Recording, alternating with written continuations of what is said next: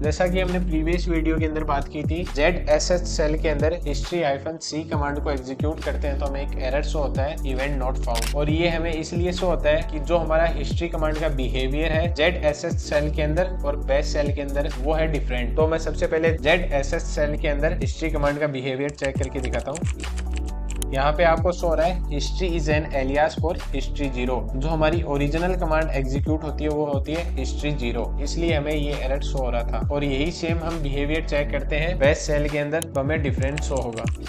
यहाँ पे हमें शो हो रहा है सेल बिल्ट इन, कि हम जो हिस्ट्री कमांड को एग्जीक्यूट करते हैं तो हमारी ओरिजिनल हिस्ट्री कमांड एग्जीक्यूट होती है। और जब हम ZSH सेल के अंदर कमांड को एग्जीक्यूट कर रहे थे तो हमारा हिस्ट्री कमांड का एलियास एग्जीक्यूट हो रहा था, तो हमें इसलिए इवेंट नॉट फाउंड का एरर शो हो रहा था। और यदि आपको इसको सॉल्व करना है तो आप मैनुअली भी हिस्ट्री डिलीट कर सकते हो ZSH फाइल को क्लियर करके। और यदि आपको हिस्ट्री -c के थ्रू ही रिमूव करना है तो -c करके हमारा कोई भी आर्ग्यूमेंट नहीं होता है ZSH सेल के अंदर। तो आपको मैं इसका एक अल्टरनेटिव कमांड बताता हूँ, FC-P कमांड की मदद से भी हम हिस्ट्री को रिमूव कर सकते हैं, जैसा कि आपको मैं यहाँ पे चेक करके दिखाता हूँ। अब हमको हमारी लेटेस्ट कमांड ही हिस्ट्री के अंदर शो हो रही है, प्रीवियस सारी कमांड क्लियर हो चुकी है। और यदि आपको हमारी वीडियो इन्फॉर्मेटिव लगी तो हमारे यूट्यूब चैनल को सब्सक्राइब कर लेना।